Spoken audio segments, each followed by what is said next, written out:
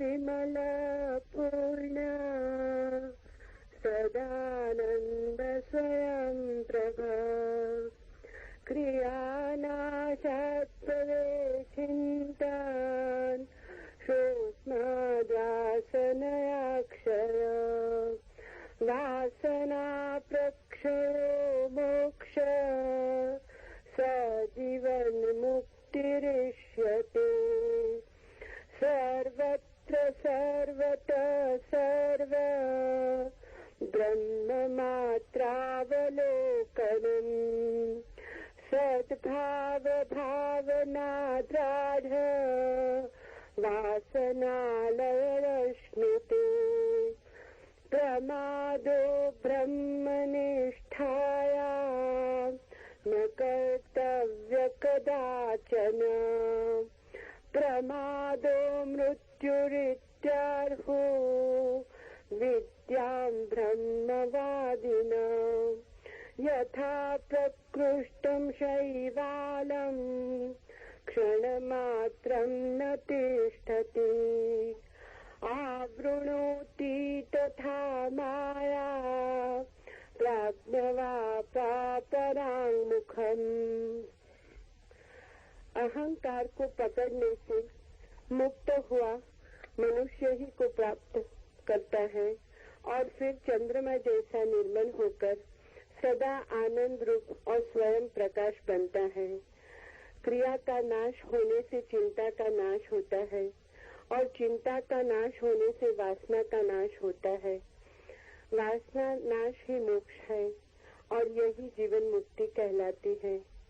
सर्वत्र सब तरफ सबको केवल ब्रह्म रूप देखना, ऐसी सद्भावना दृढ़ होने से वासना का नाश होता है। ब्रह्मनिष्ठा में कभी प्रमाद न करना, क्योंकि यही मृत्यु है, ऐसा ब्रह्मवादी कहते हैं।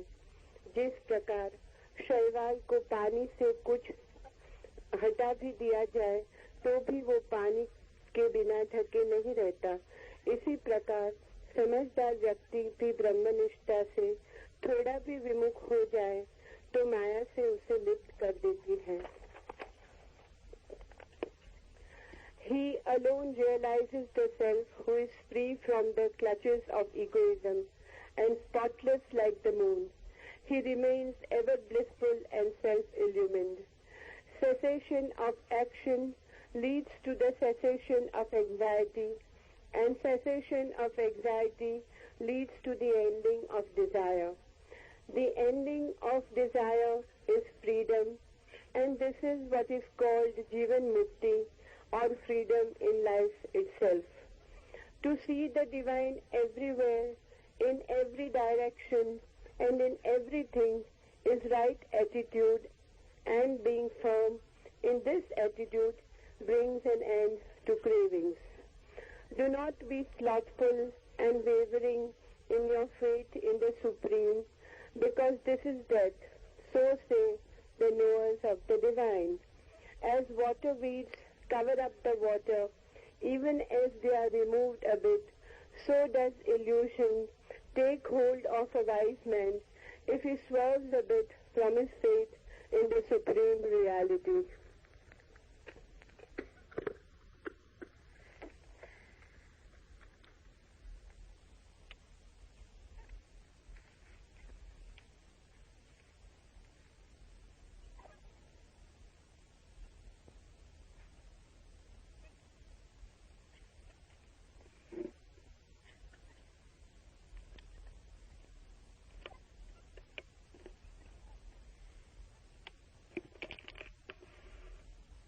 इस सूत्र में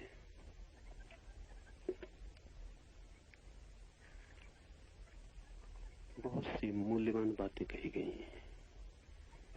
मूल्यवान ही नहीं, मौलिक भी। अहंकार को पकड़ने से मुक्त हुआ मनुष्य ही आत्मस्वरूप को प्राप्त होता है। बड़ी गहरी बात इसमें है। अहंकार ने आपको नहीं पकड़ा हुआ है, आपने अहंकार को पकड़ा हुआ है। संसार ने आपको नहीं पकड़ा हुआ है, आपने संसार को पकड़ा हुआ है। दुख नहीं आपको जकड़े हैं, आपकी ही कृपा का फल है। दुख आपका पीछा नहीं कर रहे हैं, दुखों ने कुछ ठान नहीं रखी है आपको दुख देने की, आपके निमंत्रण पर ही आते हैं।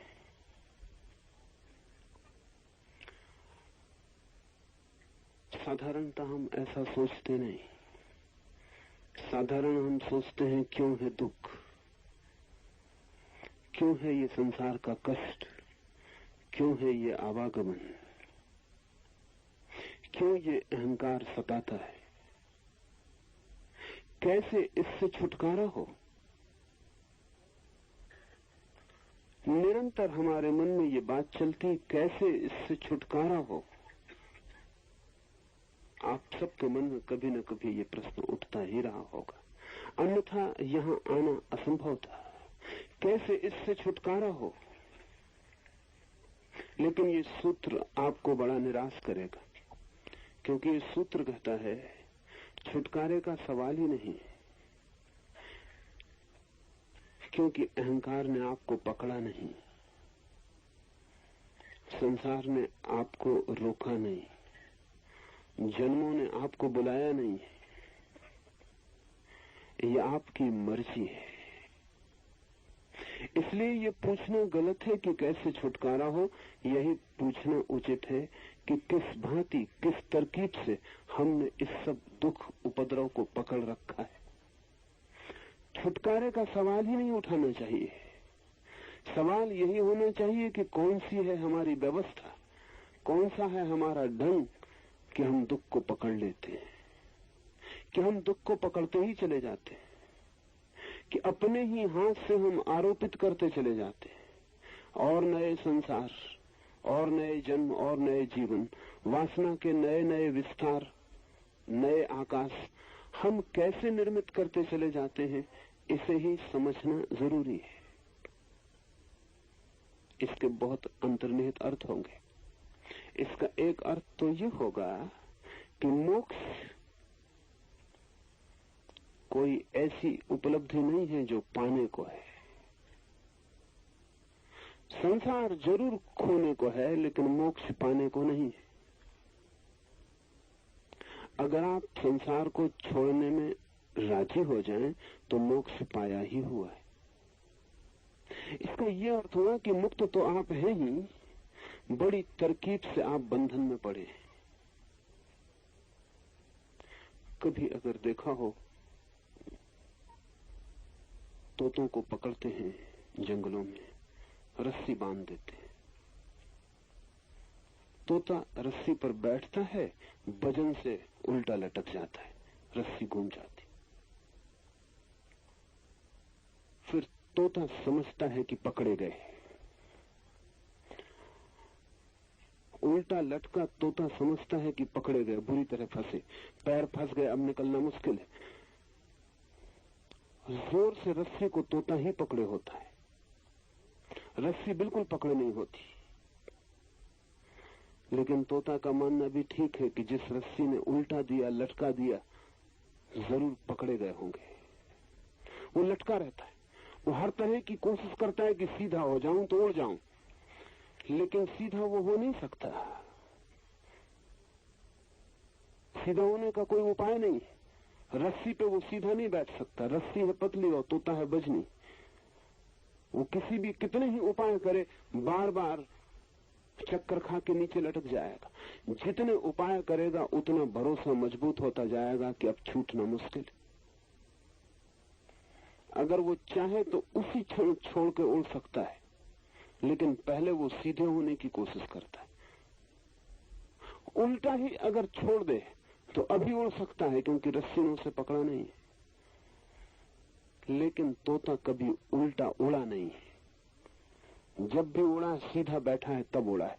उड़ने की उसे एक ही तरकीब पता है कि पहले दो पैर पर सीधे बैठ जाओ, फिर उड़ जाओ। वो सोचता है कि उड़ने का कोई अनिवार्य संबंध दो पैर पर सीधे बैठने से है। उल्टा लटका हुआ तोता कैसे समझे कि मैं भी उड़ सकता हूं अभी और यहीं, और कहीं भी मैं पकड़ा नहीं गया हूं। लेकिन उल्टा लटके होने की वजह से ये भी उसे डर लगता है कि अगर छूट जाऊं तो जमीन पर गिरूं, हड्डी पसली चकनाचूर हो जाए, तो जोर से उस रस्सी को पकड़ता है। कितनी ही देर बाद उसको पकड़ने वाला आए, उसे पाएगा वहीं, वो वहीं लटका हुआ मिलेगा। करीब करीब आदमी की चेतना की स्थिति ऐसी है। किसी ने भी आपको पकड़ा नहीं है। किसको इसमें रस आएगा आपको पकड़ने में? और इस जगत को कोई उत्सुकता नहीं कि आपको पकड़े रखे। प्रयोजन भी क्या है? आपको पकड़ रखने से जगत को मिलता भी क्या है?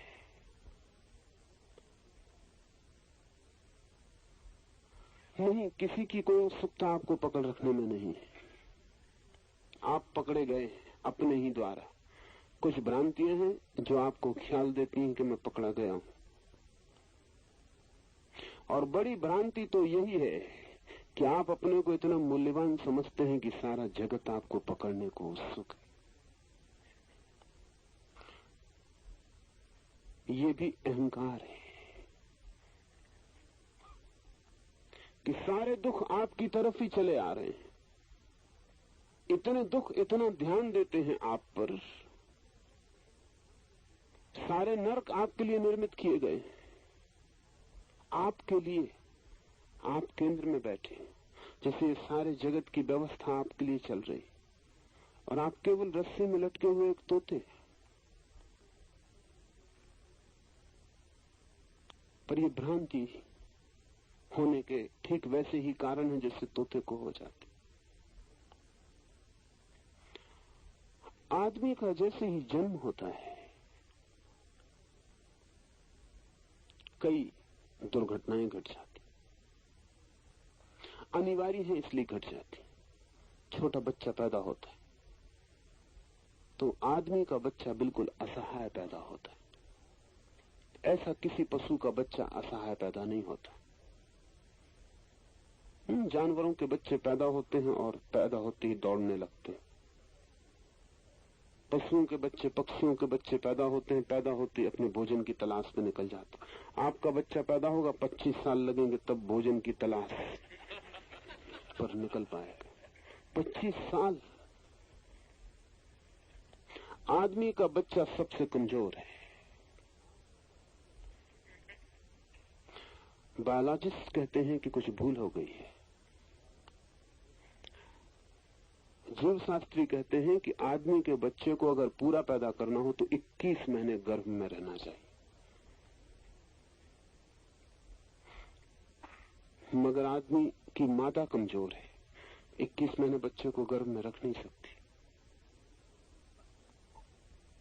इसलिए कुछ जीव शास्त्रियों के हिसाब से पूरी मनुष्य जाति गर्भपात है। कोई बच्चा पूरा पैदा नहीं होता।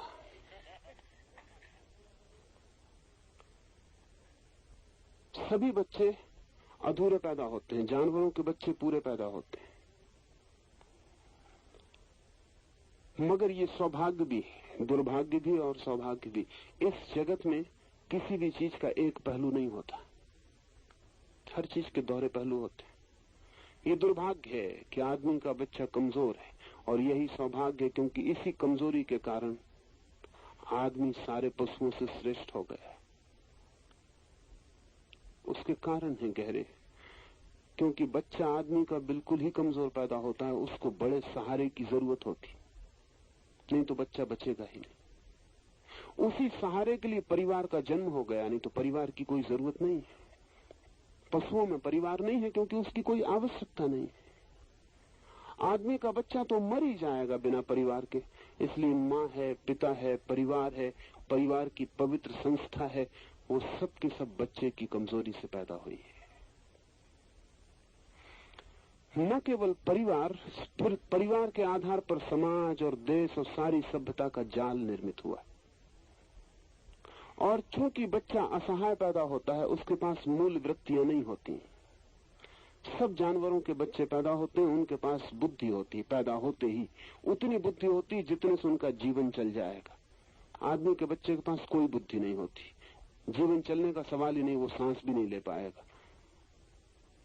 उसे हम वैसे ही छोड़ दें तो वो मरेगा, कोई उपाय उसके बचने का नहीं है। इसलिए इस बच्चे को शिक्षित करना पड़ता है। किसी जानवर के बच्चे को शिक्षा की कोई भी जरूरत नहीं। आदमी के बच्चे को सिखाना पड़ता है, वो खुद कुछ लेके आते ही नहीं, सब सिखाना पड़ता है। इसलिए कॉलेज है, यूनिवर्सिटी, ये आदमी की कमजोरी से पैदा हुई संस्थाएं हैं। सारी शिक्षा हमें देनी पड़ती, सब सिखाना पड़ता है, एक एक बात। तब भी कोई पक्का भरोसा नहीं कि बच्चा मान ही जाएगा और सीख ही लेगा, बड़ी चेष्टा करनी पड़ती है। इसलिए सारी शिक्षा और सारे संस्कार का आयोजन आदमी की कमजोरी से हुआ है। लेकिन इस सूत्र से उसका कुछ संबंध है। बच्चा असहाय है, इसलिए बच्चे के प्रति बहुत ध्यान देना पड़ता है माँ बाप को। उस ध्यान के कारण बच्चे को लगता है मैं जगत का केंद्र हूं, सारी दुनिया मेरे आसपास घूम रही। जरा सा रोता है कि माँ भागी आती है, जरा बीमार पड़ता है कि बाप डॉक्टर को लिए खड़ा है। छोटा बच्चा जानता है कि मेरे इशारे पर सब चलता है। जरा सी आवाज, जरा सा रोना, जरा सा दुख और सारा घर उसके आसपास इकट्ठा हो जाता। और बच्चे के लिए घर ही सारी दुनिया है, उसे और दुनिया का कोई पता नहीं। तो बच्चे के मन में एक सहज भ्रम पैदा हो जाता है कि मैं केंद्र हूं जगत का और मेरे लिए ही सब आयोजन है, सब कुछ मेरे लिए हो रहा है, सबकी नजरें मुझ पर टिकी हैं। ये भ्रांति गहरी बैठ जाती और फिर हम जीवन भर अपने को केंद्र मान के ही चलते रहते। इससे बड़ी पीड़ा होती है। इसलिए अहंकार दुख देता है, क्योंकि ये सच नहीं है। आप केंद्र नहीं है जगत के, आपके बिना जगत बड़े मजे से चलता है। आपके न होने से कोई भी बाधा नहीं पड़ती है, पर आपके मन में कहीं लगता रहता है कि मैं केंद्र हूं, और आप इसी तलाश में रहते हैं कि सारा जगत भी इस बात को स्वीकार कर ले कि मैं केंद्र हूं। यही अहंकार की खोज है। ये सूत्र कहता है, अहंकार को पकड़ने से मुक्त हुआ मनुष्य, वो जो बचपन से अहंकार की धारणा गहरी हो गई है, उसे जो छोड़ने को राजी हो जाता है, वही आत्मज्ञान को उपलब्ध होता है। अनिवार्य है ये, बच्चे के जन्म के साथ इस अहंकार का पैदा हो जाना अनिवार्य है। ये अनिवार्य बुराई है, लेकिन इस पर ही अटक जाना, इस पर ही रुक जाना, सारा जीवन का विनाश हो जाता है। क्योंकि तब हम उस तत्व को जानने से वंचित ही रह जाते जो हमारे भीतर छिपा था।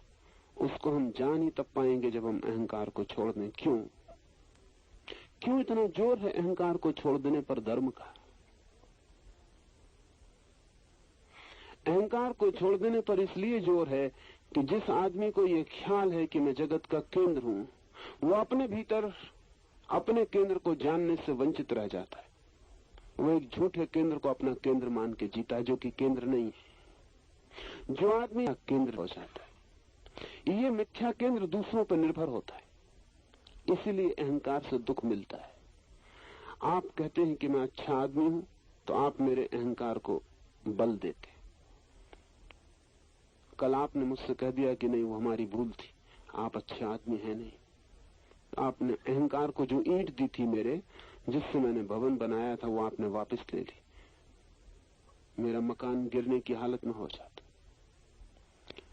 अहंकार का निर्माण है दूसरों की नजरों से, दूसरों के विचारों से। दूसरों पर निर्भर है अहंकार।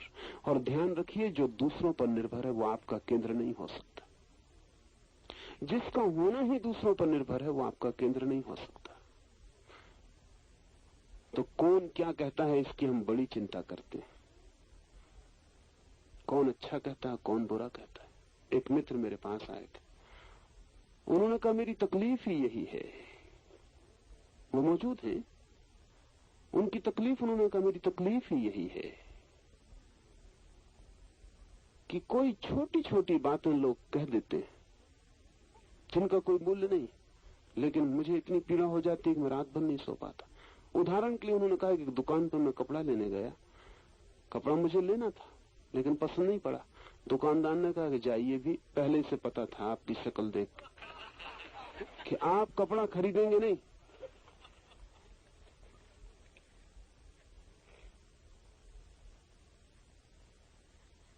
रात भर नींद नहीं आई कि इस आदमी ने ऐसा कहा क्यों। हमारा अहंकार दूसरों की बातों पर निर्भर है। चारों तरफ जो लोग हैं हमारे, वो हमें अहंकार देते हैं या छीनते हैं। इसलिए हम पूरे वक्त ख्याल रखते हैं कि हमारे बाबत कौन क्या कह रहा है, कौन क्या सोच रहा है। वही तो हमारी पूंजी है। दूसरों का मत, उसका ही संग्रह हमारी अस्मिता है। और निश्चित ही दूसरों के मत का क्या भरोसा है। दूसरों का मत दूसरों के हाथ में है। आज देते हैं कल ना दे, आज अच्छा कहते हैं कल बुरा कहें। और उनके भी अपने प्रयोजन हैं, उस दुकानदार का भी अपना प्रयोजन। उसने अहंकार को चोट की। दोनों बातें हो सकती थी। ये भी हो सकता था कि ये सज्जन कपड़ा खरीद ही लेते, क्योंकि अपनी शक्ल को बचाने का सवाल था। और खरीद लेते तो बेहतर होता, कम से कम रात भर की चिंता बच जाती। लेकिन तब दूसरी चिंता पकड़ती कि जो कपड़ा नहीं खरीदना था वो मैंने खरीद क्यों लिया। और आप सब ऐसे बहुत से कपड़े खरीद के बैठे हैं जो आपको नहीं खरीदने थे। लेकिन कहीं कहीं अहंकार कहता है कि खरीद ही लो। पश्चिम में दुकानों पर से पुरुष हटा लिए गए, स्त्रियां दुकानों पर बैठ गई सेल्समैन की जगह। सेल्समैन अब कहीं है नहीं, सेल्स वुमेन। अब सेल्समैन कहने का कोई अर्थ नहीं है। और समझदार लोगों ने सलाह दी है, जब एक पुरुष जूता खरीदने आता है एक दुकान पर और एक स्त्री, सुंदर स्त्री, उसके पैर में जूता पहना देती है, बंद कर देती है और फिर मुस्कुरा के कहती है कि पैर बहुत सुंदर मालूम पड़ रहा है। अब वो जूता भीतर कितना ही काट रहा हो,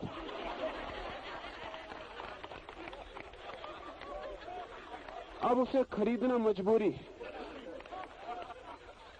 अब उसे खरीदना ही होगा। अब ये मामला जूते का है ही नहीं। अब आप कुछ और खरीद रहे हैं, जूता केवल बहाना है। हम सब ऐसी चीजें खरीदे बैठे। हमारी पूरी जिंदगी इसी तरह का जोड़ है। अहंकार इस सब का संग्रह है, जो हमने दूसरों की आंखों से चमक चुरा ली, उसको जोड़ लिया। वही हमारा टिमटिमाता दिया है।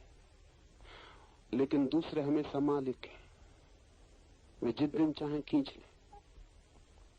बड़े से बड़ा नेता हो, अनुयायी से बड़ा नहीं होता, हो नहीं सकता, क्योंकि सारी नेतागिरी अनुयायी के हाथ में होती है। आज दी है कल वापस ले ले। इसलिए कितना ही बड़ा नेता हो, अनुयायी का भी अनुयायी होता है। उसके पीछे उसे चलना पड़ता है, उसे देखना पड़ता है कि अनुयायी किस तरफ जा रहा है, दौड़ के उसके आगे हो जाता है। देखना पड़ता है अनुयायी किस तरफ जा रहा है, कहां है रुख हवा का। बस इतनी कुशलता करता है कि दौड़ के उसके आगे हो जाता है। और पूरे वक्त इसलिए नेता रोज अपने वक्तव्य को बदलता रहता है, उसको बदलना पड़ता है। वो अनुयायी को ख्याल में रखना है। उससे मिला हुआ अहंकार है, पद है, प्रतिष्ठा है, सब मिली हुई है, सब उधार है। और जो उधार है वो आप नहीं है। ये सब नहीं मिला था तब भी आप थे। मौत इस सब को छीन लेगी तब भी आप होंगे। आपने एक झूठा केंद्र निर्मित कर लिया,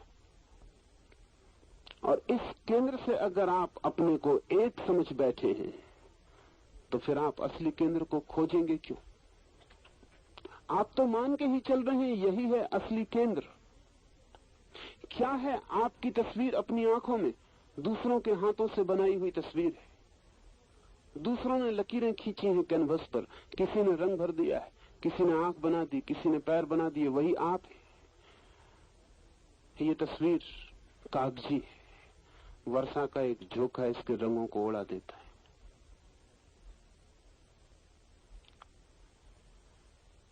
लेकिन जीवन की अनिवार्यता में से निकल आती है ये बात। मनस्विद कहते हैं कि बच्चे को पहले बोध होता है दूसरे का, खुद का नहीं होता। स्वाभाविक है। बच्चा जब आंख खोलता है तो देखता है अपनी मां को, खुद को तो कैसे देखेगा? दूसरा दिखाई पड़ता है, तू दिखाई पड़ता है। फिर धीरे धीरे उसकी पहचान बढ़ती, पिता दिखाई पड़ता है, भाई बहन परिवार दिखाई पड़ता है। धीरे धीरे उसे तू का अनुभव होता है, दूसरे का।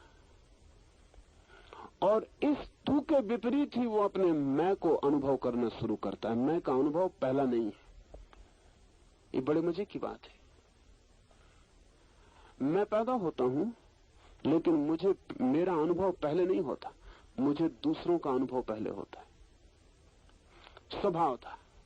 जब दूसरों का अनुभव मुझे पहला होता है तो जिस मैं को मैं निर्मित करूंगा वो उन दूसरों के मत पर आधारित होगा। इसलिए मनस्विद कहते हैं कि अगर मां का प्रेम मिला हो बेटे को, पिता का प्रेम मिला हो, घर का सम्मान मिला हो, तो उस बेटे की अकड़ दूसरे ढंग की होती है। मां का प्रेम न मिला हो, घर में कोई सम्मान न मिला हो, तो उस बेटे में एक दीनता पैदा हो जाती।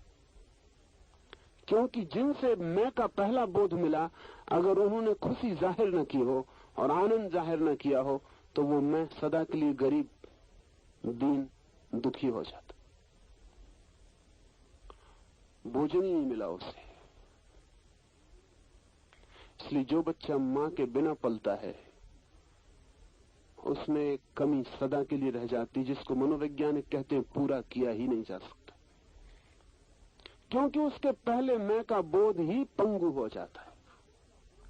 जिससे मिलना थी ये समझ कि मैं कौन हूं, जिस तू से पहली झलक मिलनी थी मैं की, उसमें कोई झलक ही न थी। उसने कोई गौरव, सम्मान, आदर, प्रेम कुछ भी ना दिया, कोई गरिमा ना दी। मां अगर नाच न उठी हो बच्चे के जन्म से, अगर मां आह्लादित न उठी हो, अगर उसका रोआ रोआ प्रसन्न न हो उठा हो, तो इस बच्चे का मैं जो है वो सदा के लिए लंगड़ा लूला रह जाएगा।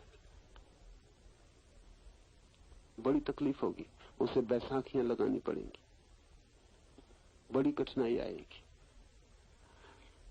दूसरों से मिलता है हमें मैं का पहला अनुभव, और दूसरों से ही मिलता चला जाता है। धीरे धीरे सर्टिफिकेट, मत, लोगों के विचार, समाज में प्रतिष्ठा, मान, उसको हम इकट्ठा कर लेते हैं और इसी केंद्र पर हम लटके रह जाते हैं। केंद्र इसके भीतर छिपा है हमारा। तू पहले नहीं हो सकता, मैं पहले हूं, चाहे उसका पता हमें बाद में चलता हो।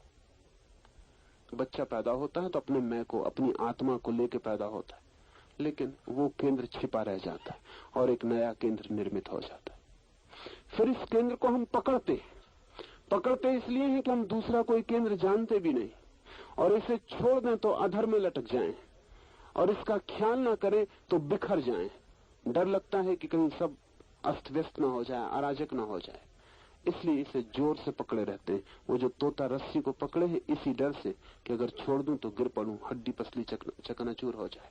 हम भी इस मैं को पकड़े रहते हैं क्योंकि और कुछ पकड़ने को दिखाई भी नहीं पड़ता, इसी के सहारे चलते हैं और जोर से पकड़े रहते हैं कि कहीं छूट ना जाए। फिर इससे दुख मिलता है क्योंकि ये वास्तविक केंद्र नहीं है। ये हमारी हालत ऐसी है कि हम एक खजाना लेके पैदा हुए हों और फिर एक झूठे गड्ढे को, जो खजाना नहीं हमने खजाना समझ रखा हो, फिर उसी को खोदते चले जाते हैं और उसमें से कभी कोई संपत्ति ना मिलती हो। जो हमारा केंद्र है वो तो सम्राट है, जो हमारी आत्मा है वो तो आनंद है, वो तो एक खजाना है। लेकिन ये जो मैं है ये बिल्कुल उधार गड्ढा है, इसमें हम कितने ही खोदें कोई खजाना हमें कभी मिलने वाला नहीं। इसको खोद खोद के हम अपने स्वभाव तक कभी पहुंच नहीं सकते। इसलिए सूत्र कहता है, अहंकार को पकड़ने से मुक्त हुआ मनुष्य ही आत्म स्वरूप को प्राप्त करता है। तो क्या करें, क्या करें? गुरजीएफ एक बहुत अद्भुत फकीर हुआ। उसकी दादी मरण शैया पर पड़ी थी और गुरजीएफ ने अपनी दादी से पूछा कि तेरे जीवन के अनुभव और निष्कर्षों से अगर कोई बात मुझे देने योग्य हो, मेरी कोई पात्रता हो, तो मुझे दे दे। बड़ी अजीब बात उसकी बूढ़ी दादी ने दी।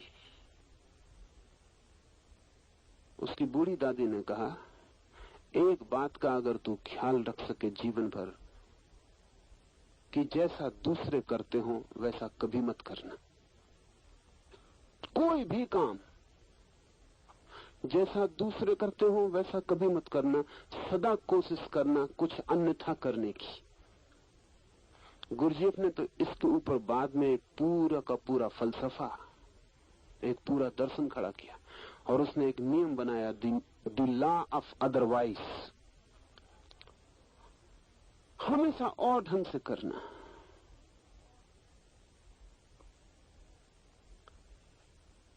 गुरजीएफ ने इसकी चेष्टा की और एक अनूठा आदमी पैदा हुआ, क्योंकि जैसा दूसरे करते हो वैसा मत करना। बड़े परिणाम हुए इसके। पहला परिणाम तो ये हुआ कि जैसा दूसरे करते हैं अगर आप वैसा ही करें तो ही आपके अहंकार को पुष्टि मिलती है। तो आपके अहंकार को पुष्टि देने वाला कोई भी नहीं मिलेगा। लोग आप पे हंसेंगे। गुरजीएफ ने कहा है कि मेरी दादी ने मुझसे कहा कि मैं मरने के करीब हूं, मुझे पता भी नहीं चलेगा कि तूने मेरी बात मानी कि नहीं मानी। तो मरने के पहले मुझे तू उदाहरण एक करके दिखा दे। पास ही पड़ा था एक सेव, उसकी बूढ़ी दादी ने उसे दिया और कहा, इसे खा के बता, लेकिन याद रख जैसा दूसरा करते हैं वैसा मत करना। बड़ी मुश्किल में पड़ गया होगा वो बच्चा, क्या करे। लेकिन बच्चे इन्वेंटिव होते हैं, काफी आविष्कारक होते हैं। अगर माँ बाप उनके आविष्कार की बिल्कुल हत्या न कर दें तो इस दुनिया में बहुत आविष्कारक लोग हों। लेकिन आविष्कार खतरा मालूम पड़ता है, क्योंकि नया कुछ उपद्रव लाता है। गुरजीएफ ने पहले कान से लगा के उस सेव को सुना,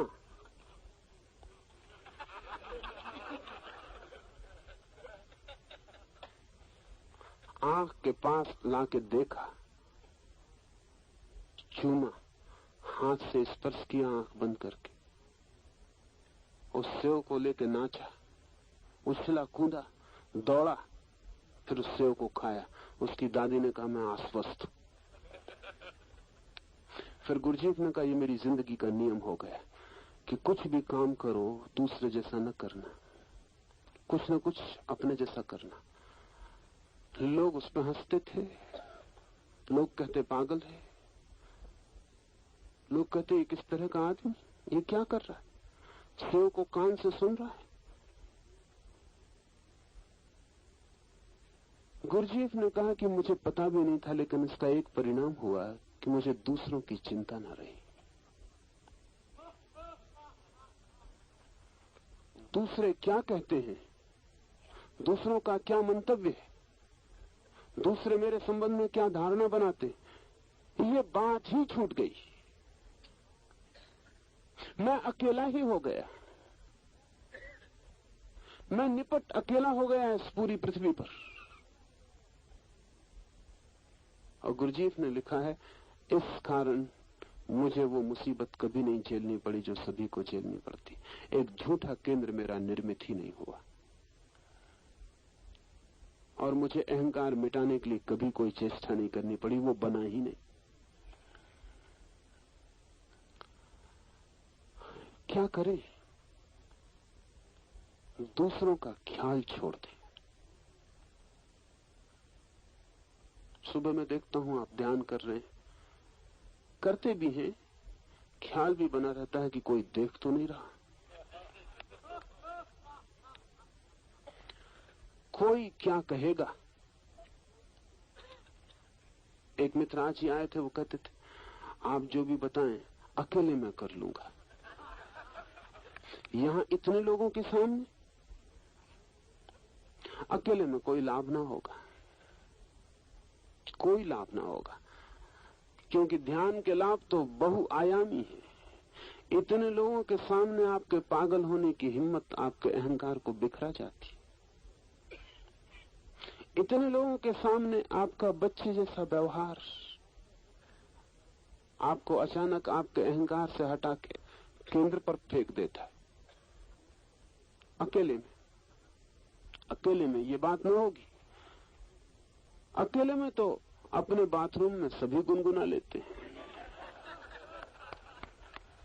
और अपने बाथरूम के आईने में सभी मुंह बिचका लेते हैं। बच्चे ही नहीं, बूढ़े भी। वो तो आईने कहते नहीं, कथाएं।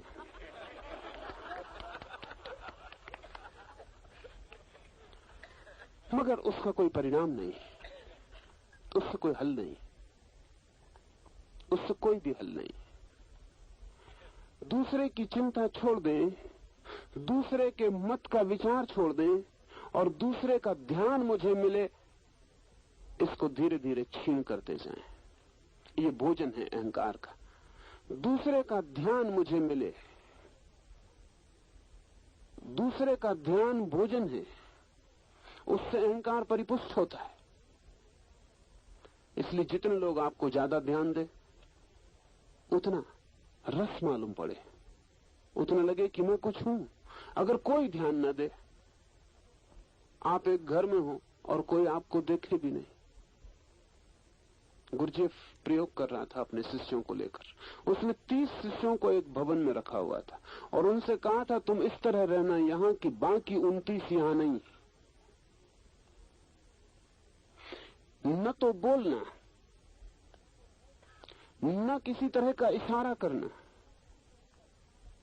न किसी तरह की मुद्रा बनाना जिससे कि कोई संवाद हो सके। अगर तुम किसी के पास से गुजरो तो यही ध्यान रख के गुजरना कि यहां कोई भी नहीं है, अकेला हूं। जान के अजान में कोई भी ऐसी बात मत करना जिससे तुम्हारे द्वारा पता चले कि दूसरा मौजूद है। गुरुजीएफ ने कहा कि अगर तुम्हारा पैर किसी के पैर पे पड़ जाए तो माफी मत मांगना, क्योंकि वहां कोई है नहीं। अगर अंगारा भी तुम्हारे हाथ से किसी के ऊपर छूट जाए तो तुम ये मत कहना भूल हो गई। आंख से भी मत बताना भूल हो गई, वहां कोई है ही नहीं। इन 30 लोगों को 3 महीने तक गुरुजीएफ ने कहा कि तुम ऐसे रहो। 27 लोग भाग गए, 3 लोग बचे, लेकिन वे 3 लोग दूसरे आदमी हो गए। क्या इसका उपयोग क्या है? इसका उपयोग क्या है, इसे थोड़ा समझें। ये सवाल नहीं है महत्वपूर्ण। ये तो बहुत आसान है कि हम दूसरे की तरफ ध्यान न दें और उसको लात लग जाए तो हम माफी न मांगे। ये तो बहुत आसान है, इसमें क्या अड़चन? ये तो हम चाहते ही हैं।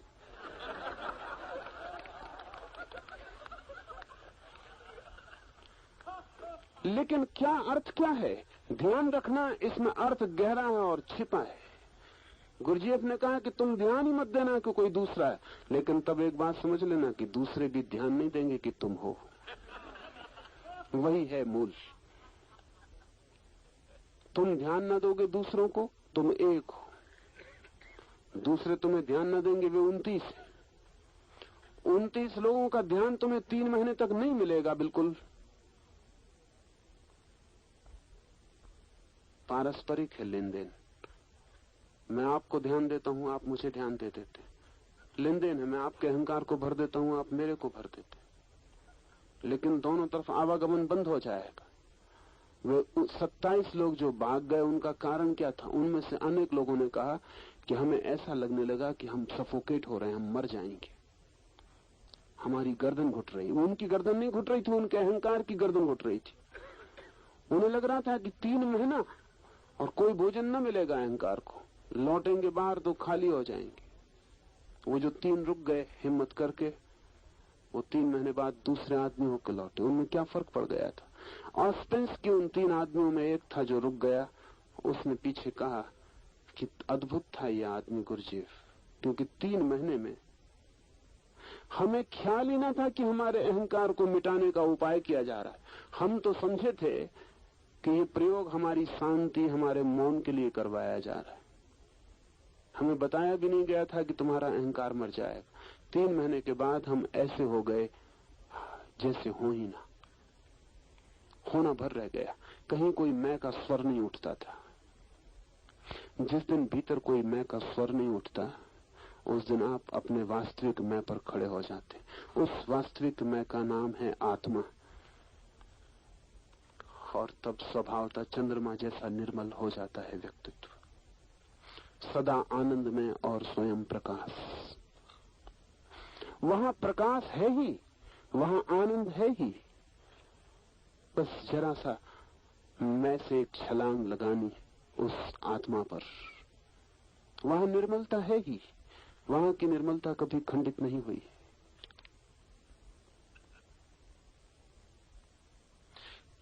दूसरा महत्वपूर्ण सूत्र, वो भी बहुत अद्भुत और मौलिक। शब्द कभी कभी छिपा लेते और दिखाई नहीं पड़ता, और शब्द परिचित होते हैं इसलिए शब्दों के भीतर उतरना मुश्किल हो जाता है। ये शब्द सब आपने सुने होंगे, इनमें कोई अपरिचित नहीं, लेकिन इनका संयोजन बिल्कुल अपरिचित है। क्रिया का नाश होने से चिंता का नाश होता है,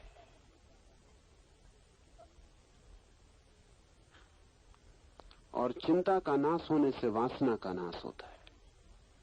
वासना नाश मोक्ष, और यही जीवन मुक्ति। क्रिया का नाश होने से चिंता का नाश होता है। चिंता को तो हम सभी नष्ट करना चाहते हैं। कौन है आदमी जो चिंता से मुक्त न हो जाना चाहता हो? लेकिन कर्ता से हम मुक्त नहीं होना चाहते, चिंता से मुक्त होना चाहते हैं, कर्ता से मुक्त नहीं होना चाहते। और कर्ता की छाया है चिंता। जो आदमी सोचता है मैं कर रहा हूं ये, वो चिंता से नहीं बच सकता।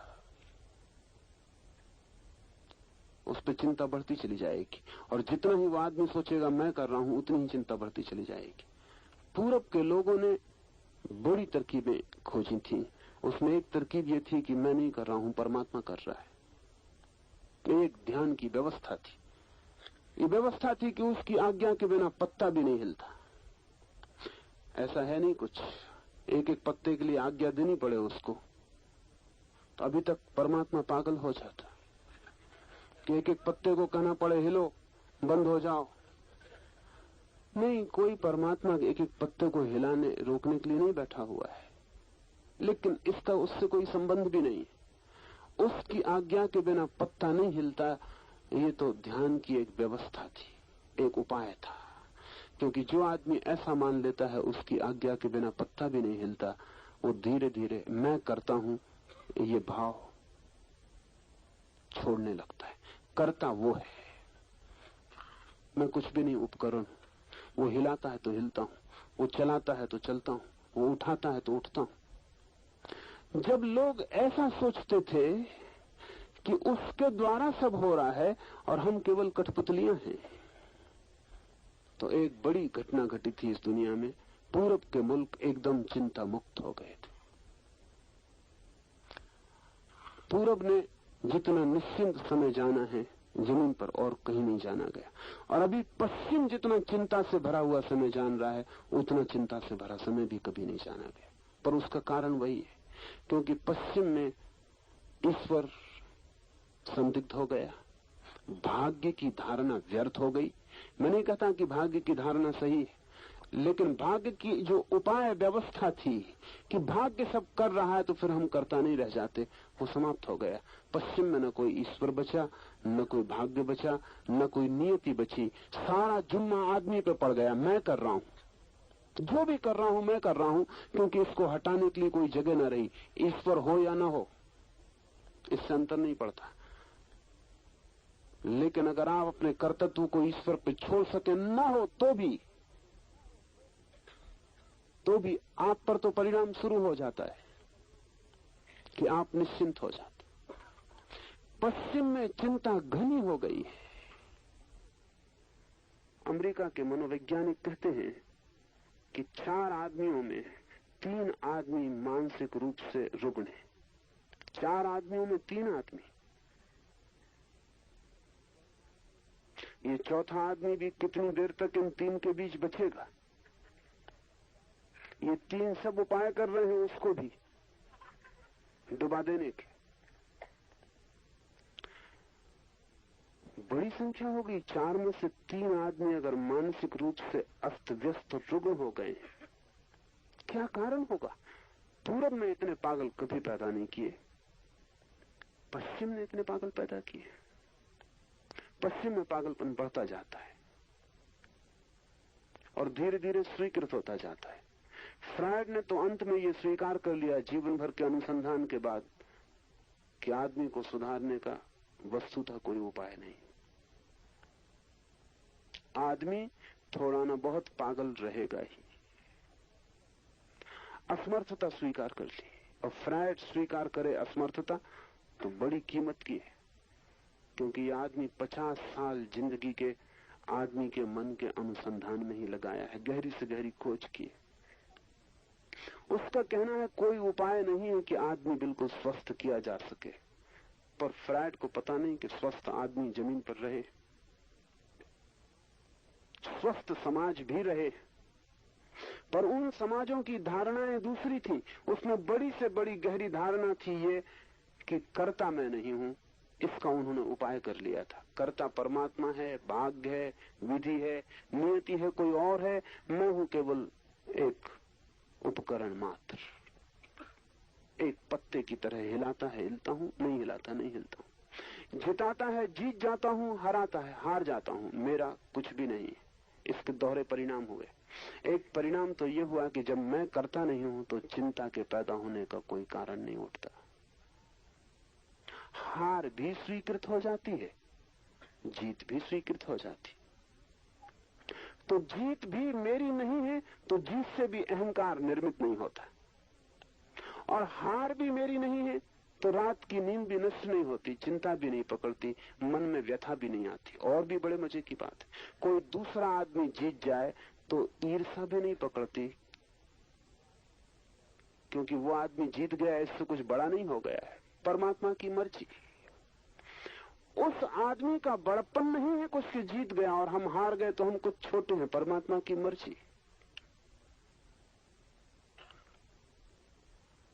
एक बड़ी शांत मानसिक अवस्था पैदा हो सकती है अगर कर्ता का भाव छूट जाए। जरूरी नहीं है कि आप परमात्मा को माने तो ही छूटे। बुद्ध ने बिना परमात्मा को माने छोड़ दिया, थोड़ा कठिन है। महावीर ने बिना परमात्मा को माने छोड़ दिया, थोड़ा कठिन है। अगर बिना परमात्मा को माने छोड़ना हो तो फिर आपको साक्षी भाव को गहरा करना पड़े। सिर्फ देखने वाले रह जाएं, जो भी हो रहा है देखने वाले रह जाएं। हार हो तो देखें कि मैं देख रहा हूं हार हो गई, और जीत हो तो देखें कि देख रहा हूं कि जीत हो गई। ना तो मैं हारता हूं और न मैं जीतता हूं, मैं केवल देखता हूं। सुबह आती है तो देख लेता हूं सुबह आ गई, सांझ होती है तो देख लेता हूं सांझ हो गई, रात का अंधेरा गिरता है तो मान लेता हूं कि अंधेरा गिर गया, सूरज निकलता है प्रकाश हो जाता है तो जान लेता हूं कि प्रकाश हो गया। मैं अपनी ही जगह देखने वाला बना रहता हूं, चाहे रात हो और चाहे दिन, चाहे सुख हो चाहे दुख, चाहे हार चाहे जीत। तब फिर साक्षी में कोई ठहर जाए तो कर्ता विलीन हो जाता है, क्रिया आपकी नहीं रह जाती। क्रिया के केंद्र आप नहीं रह जाते, आप दृष्टि, दर्शन, ज्ञान के केंद्र हो जाते। क्रिया आसपास प्रकृति में होती रहती है।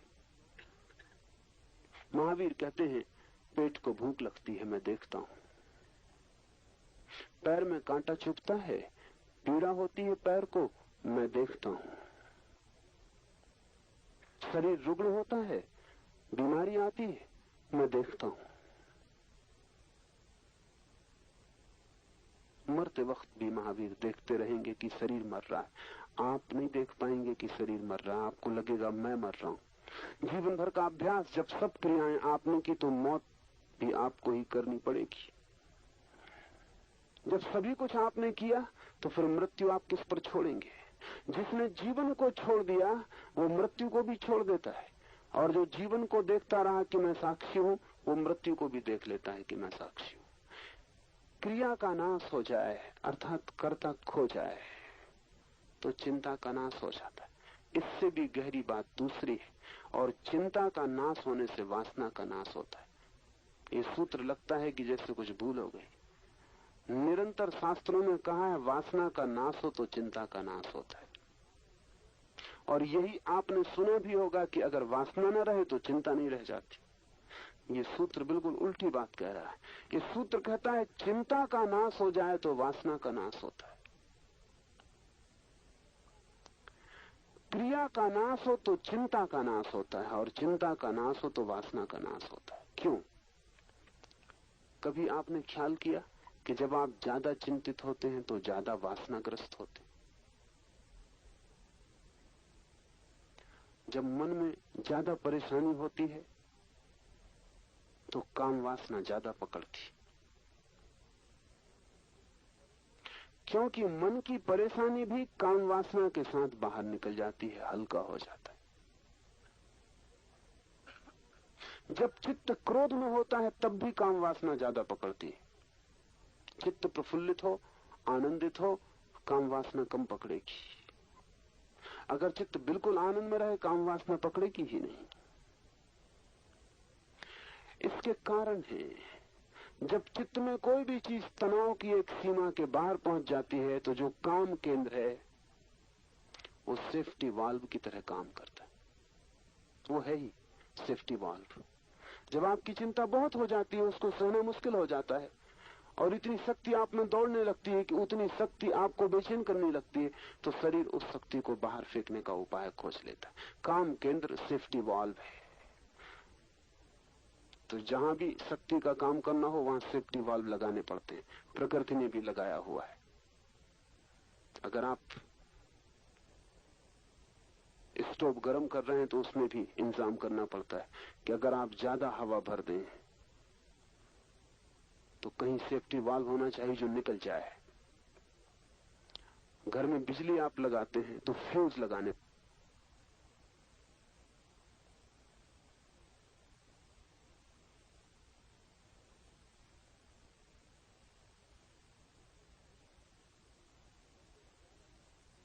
जैसे ही ज्यादा शक्ति खींचने की स्थिति बनेगी फ्यूज टूट जाएगा और शक्ति निष्कासित हो जाएगी, आप बच जाएंगे।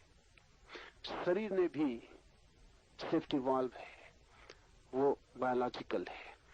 सेक्स सेंटर काम केंद्र सेफ्टी वाल्व है। जब भी आपके भीतर ज्यादा शक्ति भर जाती है और बेचैनी बढ़ जाती है और चिंता पकड़ लेती है और भीतर द्वंद्व चलने लगता है, तब जरूरत है या तो आप साक्षी हो जाएं तो ये सब उपद्रव शांत हो जाए, और या फिर ये सारा उपद्रव, दूसरा उपाय है कि आपकी शक्ति शरीर के बाहर चली जाए, आप कमजोर हो जाएं, तो उस कमजोरी में ये उपद्रव शांत हो जाए। क्योंकि उपद्रव के लिए शक्ति चाहिए। इसलिए अक्सर ये होता है कमजोर आदमी भले आदमी होते हैं। उसका मतलब ये नहीं कि वो भले होते हैं, उसका कुल मतलब इतना होता है कि बुरा करने के लिए जितनी शक्ति चाहिए वो उनके पास नहीं। कभी ख्याल किया आपने कि मोटे आदमी सदा प्रसन्न मालूम होते हैं और आमतौर से मिलनसार होते हैं और आमतौर से झगड़ेलू नहीं होते? क्यों? अगर आप पूछें फिजियोलॉजिस्ट से, शरीर शास्त्री से, तो वो कहता मोटा आदमी लड़ नहीं सकता, लड़े तो पिटेगा, तो मिलनसार हो जाता, क्योंकि वो झंझट, वो लड़ने का काम हो नहीं सकता उनसे, करेंगे तो उसमें पिटेंगे, इसलिए वो मुस्कुराते रहते। मुस्कुराहट का मतलब ये कि कोई झगड़ा नहीं करना है किसी से, तो सब ठीक है, झगड़े में नहीं उतरना है। मोटा आदमी भाग नहीं सकता, और झगड़ा हो तो दो ही उपाय हैं, या तो लड़ो या भागो, वो दोनों नहीं कर सकता, झगड़ेलू नहीं रह जाता। मगर इसका ये मतलब नहीं कि झगड़ा समाप्त हो जाता है।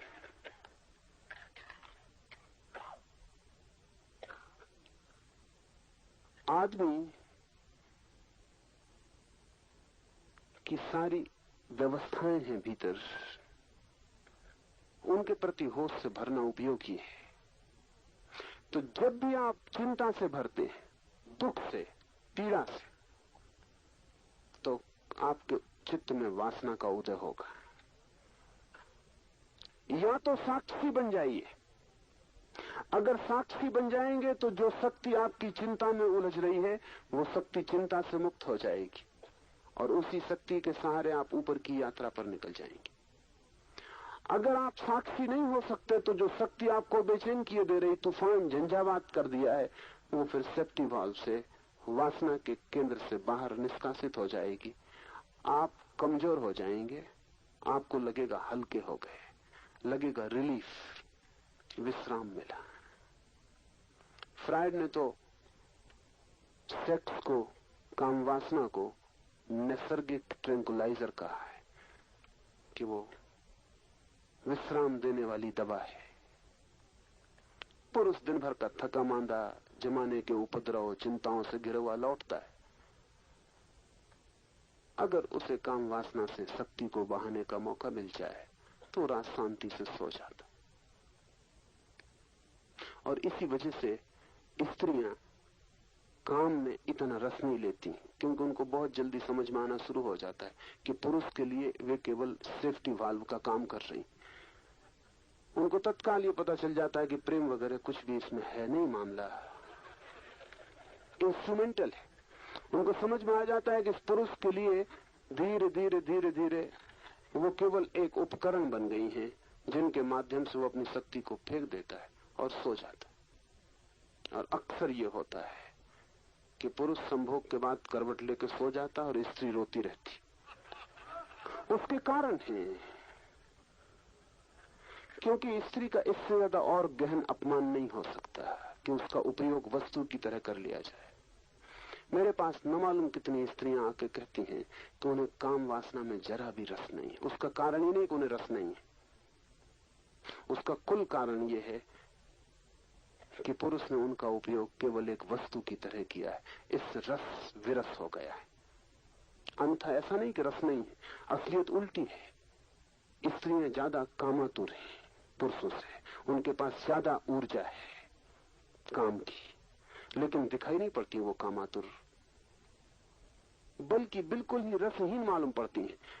पुरुष को भी वो ऐसा मान के चलते हैं कि ठीक है, निपटारा हो जाता है, झंझट मिटी। बाकी कोई रस स्त्रियां लेती नहीं मालूम पड़ती। उसका कारण ये नहीं कि उनके भीतर कोई वासना नहीं, उसका कुल कारण इतना है कि वासना में उन्हें लगता है कि वो केवल वस्तु की तरह उनका उपयोग किया जा रहा है।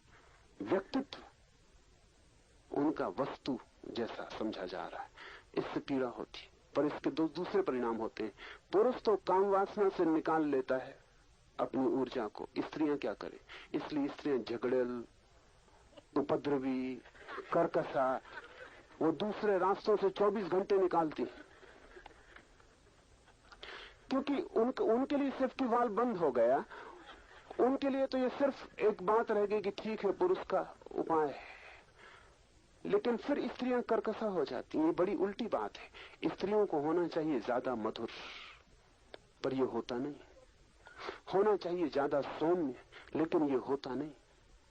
होना चाहिए संगीत जैसा, लेकिन ये होता नहीं।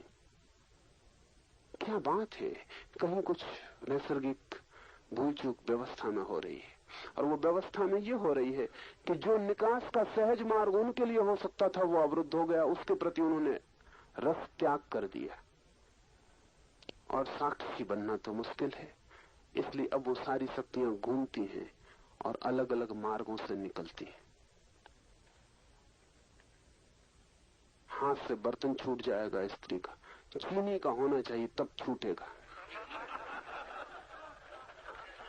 टूट जाएगा, उसके टूटने से निकास हो रहा है। इसलिए आप बिल्कुल चार्ट बना सकते हैं कि किन दिनों में आपके घर बर्तन ज्यादा टूटते हैं।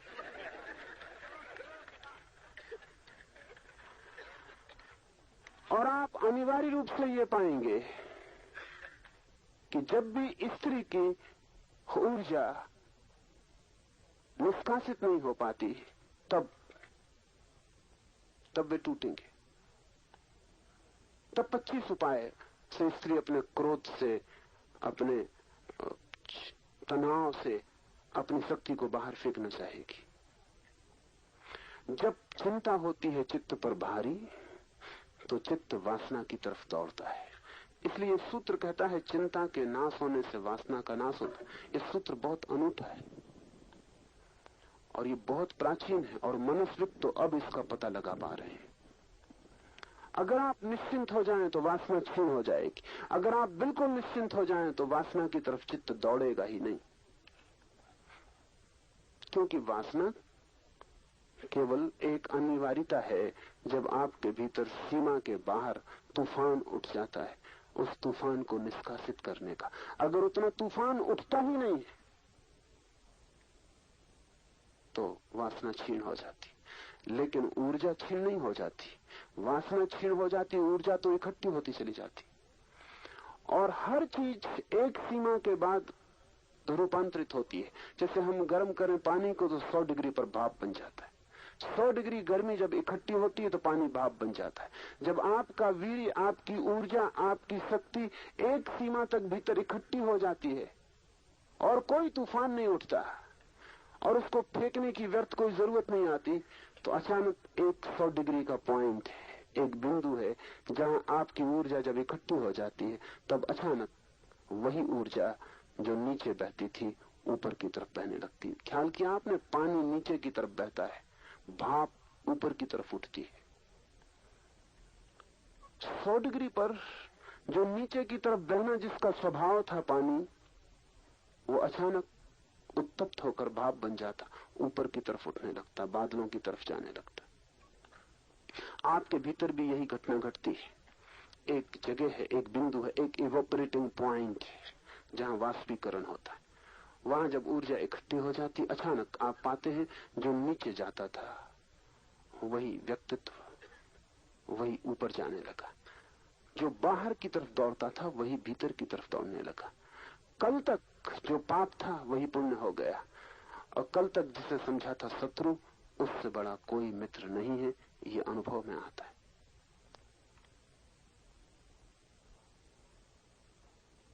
वासना नाश मोक्ष। जब कोई वासना नहीं तो आप मुक्त हैं, और जीवन में ही मुक्त हुआ जा सकता है। कोई मर के मुक्त होने की जरूरत नहीं। और जो जीवन में नहीं हो पाता वो भरोसा ना रखे कि मर के हो जाएगा, क्योंकि मरते आप वही हैं जो आप जीते थे। जैसे जीते थे वैसे ही मरेंगे। मरने से कोई और घटना घटने वाली नहीं। जीवन की ही अंतिम परिणति है मृत्यु। जीवन मुक्त, जीवन में ही अभी और यही जो मुक्ति को जान लेता, मोक्ष को जान लेता, उसकी ही मृत्यु भी मोक्ष बनती है। सर्वत्र सब तरफ सबको एक ब्रह्मरूप देखना, ऐसी सद्भावना से वासना का नाश होता है। ब्रह्मनिष्ठा में कभी प्रमाद न करना, क्योंकि वही मृत्यु है, ऐसा ब्रह्मवादी कहते हैं। जिस प्रकार शैवाल को पानी से कुछ हटा भी दिया जाए तो भी वो पानी को बिना ढके नहीं रहता, बार बार ढक लेता है, इसी प्रकार समझदार व्यक्ति भी ब्रह्मनिष्ठा से थोड़ा भी विमुख हो जाए तो माया उसे ढक लेती है। इसलिए सतत होश रखने की जरूरत है। एक क्षण को भी होश खोने से काम नहीं चलेगा। उस समय तक होश रखने की जरूरत है जब तक कि जरा सा भी शैवाल, जरा सा भी घास पात भीतर मौजूद रह गया है। जब समस्त घास पात बीज रूप से दग्ध हो जाए तब होश रखने की कोई भी जरूरत नहीं, क्योंकि तब होश स्वभाव बन जाता है।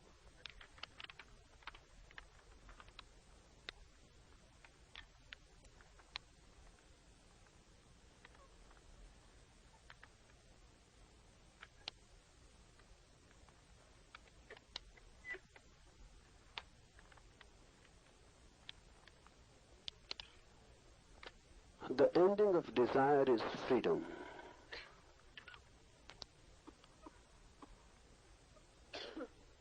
Freedom is not something you can achieve from without. You are not imprisoned by someone else, by others, by the world. You are imprisoned by your own desiring mind. Desiring is the slavery. The more we desire, the more we become slaves. But why? Why desire is a slavery? Because the moment one desires, one has become dependent. Now, if the desire is fulfilled, only then you can be happy. If the desire is frustrated, you will become a victim of suffering. And no desire is ever fulfilled. Desire as such leads into frustration.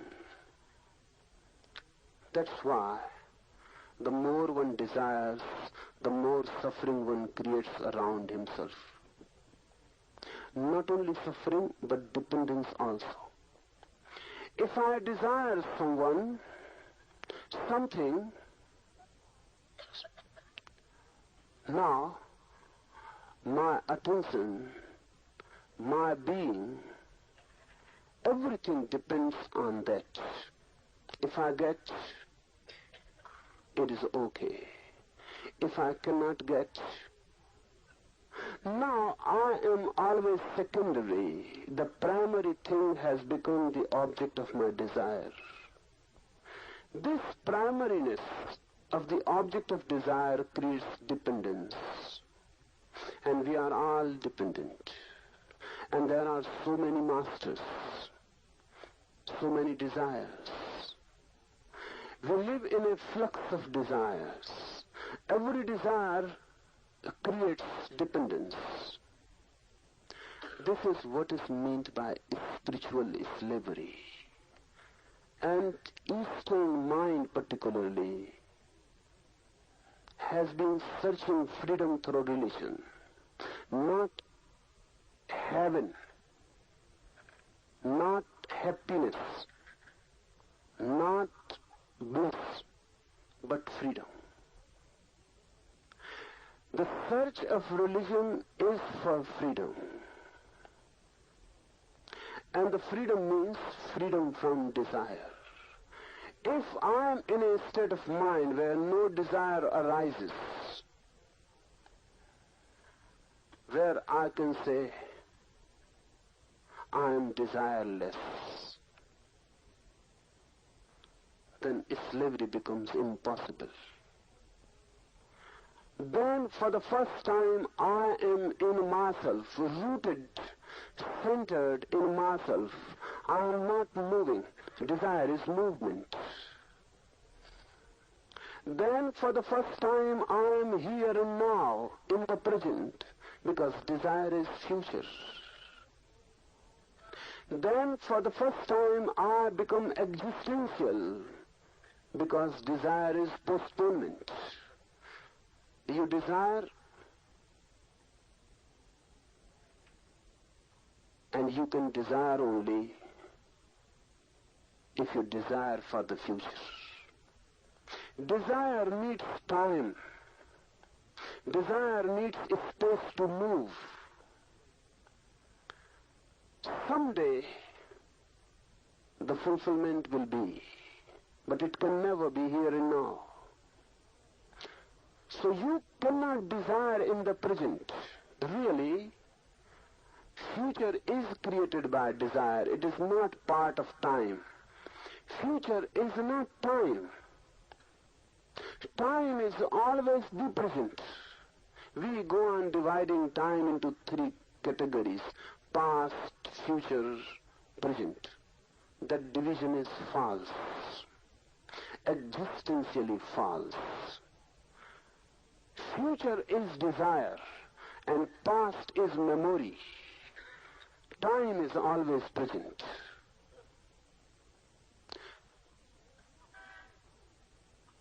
There is no future time. And there is no past time. Time is always now. Past means memories, and future means desires. You need future to move. And when you move into the future, you miss the present. And missing the present is missing everything. Missing the present, you miss existence. Missing the present, you miss your being. Take it from another direction. Desire is becoming. It is to become something. A wants to become B. The poor man wants to become a rich man. The ugly face wants to become a beautiful face. The stupid mind wants to be intelligent. Desire is from A to B, from here to there. It is goal-oriented. Somewhere in the future, the fulfillment will be. But now, there can be only discontent. Now, there can be only frustration. Now, there can be only suffering. But you can deceive yourself. You can forget this suffering by moving into desire, by moving away from it. By moving into the future, you can forget the present. So desire is really a drug. Desire is alcoholic. Desire is like any intoxicant. It makes you to postpone. It helps you. It creates the situation in which you can forget the situation, that which is, and can concentrate somewhere into some heaven, into some fulfillment in the future life. Desire moves in the form of becoming, and your existence is in the form of being. You are. Desire means something that will be. That which is already here and now in me is my being, and that which I will be somewhere in the future is my becoming. There is a tension between being and becoming. And then anguish is created, anxiety. Basically, psychologically, anxiety is just the tension between being and becoming, between that which is and that which is desired. That which is desired is not, and that which is, you never desire it. You cannot desire it. It is here and now. You can move into it immediately. Desire creates becoming. Becoming becomes your slavery. You go on missing yourself. You go on missing your being. And that being is Sat Chit Anand. That being is existence, consciousness, bliss. Be desireless, and you will attain everything that can be attained. But how to be desireless? How to go beyond desire? It creates a vicious circle. When we ask how to go beyond desire, we are creating a new desire to go beyond. You cannot create a desire against desire. That's not possible. Because the second desire will be as much desire as the first. So what to do? Understand desire. analyze desire. Penetrate desire and see how suffering is created, how slavery is created, how you create your own hells out of your own desires. Dig deep into desiring. Don't ask how to go beyond. Rather ask how to go more in within the desire to know and to understand. If you can understand that your suffering is created by our desire, that very understanding will become your transcendence. Because no one asks for suffering, but everyone desires, and suffering comes through desire. No one wants to be dependent in slavery, but everyone desires, and slavery comes through desire. If you go deep in desire, then you will become aware of the whole of desiring mind, what it is. It is suffering, it is dependence, it is hell. But don't believe me, because by believing me, by believing the Upanishad, you will be escaping your own effort to understand. Believers are always deceivers. They go on deceiving themselves. They don't want to understand desire, so they say, if you say that desire is suffering, we will believe in it. But belief will not be of any help. You can believe in it, but you will go on desiring. Belief will not destroy your desiring. You will have to understand. And no one else can understand for you. It is like death. I cannot die for you. You will have to die to know it. Understanding is like love. I cannot love for you. You will have to love it. You will have to move yourself. Servants cannot do. Howsoever rich you are, you cannot engage servants for your love.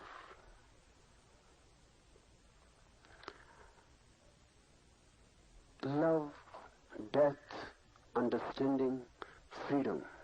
These are the deepest possibilities of human being. They cannot be transferred to anyone. So don't believe that desire is suffering. Try to know. Try to understand your own desire.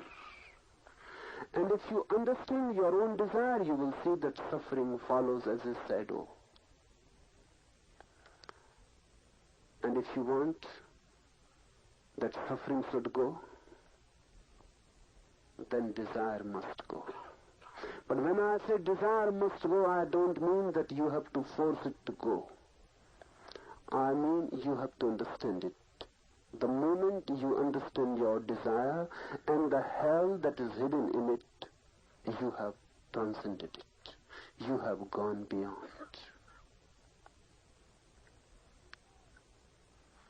The ending of desire is freedom. And this is what is also called Jivan Mukti, or freedom in life itself. And remember this, don't wait for death to come and to make you free. Death will not help you. Unless you become free in life, death is not going to help. But there are many who go on postponing. Someone was asking me that why you give sannyas to young people. Sannyas is for old men.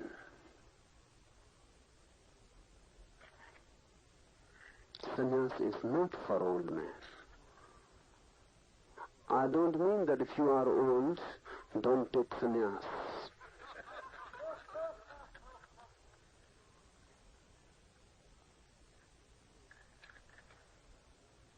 It is late, but never too late. Why we think that religion is not for young people? Because we think religion is something related with death, something with old age, when one becomes impotent, when one becomes powerless, when one cannot move in desire, then it is good to be desireless. Then it is good to renounce. When you cannot do anything, renounce the world. But remember well, when the world has renounced you, you cannot renounce it. That's a deception. While you are young, full of desire, that is the right moment to understand desire. Because when desire is young, when desire is powerful, you can understand it in a very clear perspective. When desire has become dull, muddled, muddied, dead, you cannot understand it. When desire is fresh, understand it. This is the moment. And a fresh desire understood releases much energy, and that energy becomes freedom. When desire is already dead, you are not freed from it. Desire is alive. That is the right moment, because desire is filled with energy. If you understand it and desire disappears, the energy will remain there. Desire will disappear, but the energy will be left behind. That energy can become a medium to go beyond. Without energy, no inner movement is possible. Desire is wasting your energy in downward movement. When desire disappears through understanding, energy remains, and energy goes on accumulating. You become a reservoir. And when you are a reservoir of energy, you can move now inwards. It would be better to say you need not move really, the energy itself begins to move. Because energy is movement, energy needs movement. If it is not moving downward, it will move upwards. Energy will move. Energy cannot be static. Energy means dynamism. Energy is dynamic. Energy needs movement. If there is no desire, then energy cannot move downward. Desire is the downward movement. Then energy cannot move outward. Desire is the outward movement for something which is there in the future, for something which is out, for something which you don't have. So energy moves outwards.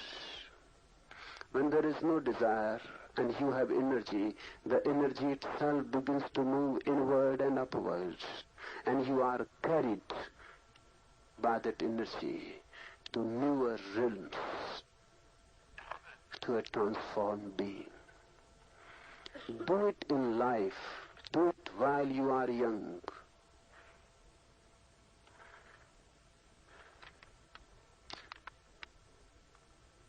Do not be slothful and wavering in your faith in the Supreme, because this is death, so say the knowers of the divine. A very beautiful definition of death. Death is not what you call it. A man is dying. We call it death. It is not. Really, while you are living, if you are living without the divine around you and within you, if you are living without the divine, that life is death. We are all dead in a way. Because a life which is not deeply rooted in the divine will be rooted in the body. Body is death. Body is matter, already dead, and we are rooted in the body. Be rooted in the divine source which is less. Be rooted into the divine which is life eternal. Only then you never die. Rooted in the body you will die again and again. Every moment you are dying. Our so-called life is nothing but a long death. From the moment of birth we go on dying and dying and dying, and then we reach death. That death is just a culmination of a long process. The sutra says, don't be slothful and wavering in your faith in the knowers of the divine. But how to be rooted and how to attain the faith? Remember, faith is not belief. This one moment more, this one point more to be understood. Faith is not belief. Belief is always borrowed. Someone else gives it to you. Faith is inner search. You yourself attain it. Belief can be given by the tradition. Faith cannot be given. Belief can be given by the scriptures. Faith cannot be given. Belief can be given by the parents, culture, society, education. Faith cannot be given. Faith you have to discover. It is a deep hidden treasure, deep hidden in yourself. You have to uncover it. How to uncover it? How to attain to faith in the divine, and how to be rooted in the eternal source of life? There is only one way, and that is to take a jump from body consciousness to divine consciousness. In meditation we are doing that, trying to take a jump from body consciousness to divine consciousness. Just now we will be doing a deep meditation. Remain for a few moments more sitting. This is a jump from the body. This process, I must tell you what this process does mean. You are staring at me. If your stare is total, you will become related to me immediately. Through your stare, eyes are the least material part in the body, and the energy that moves through the eyes is your consciousness, your attention. For 30 minutes, if you are staring at me, your energy is moving towards me through the eyes. If the energy moves in a total, in a whole process, not fragmentary, not partial, you will forget your body completely. And then you will be jumping constantly. That jumping is to help your energy to jump inside. That jumping is not just a body exercise. Body is jumping, and you are staring at me. Your jumping body, your jumping exercise will help the energy to jump inside. Sparks will come through your eyes towards me. While you are jumping, you are constantly using the sound whoo. That too is a hammering inside. When you say whoo, your energy moves upwards. When you say whoo, the sound goes deep to the sex center and hammers it. And the sex energy hammered begins to move upward. And you are jumping, and you are staring at me. This whole pattern helps you towards a jump from the body to the divine consciousness. Now, get ready.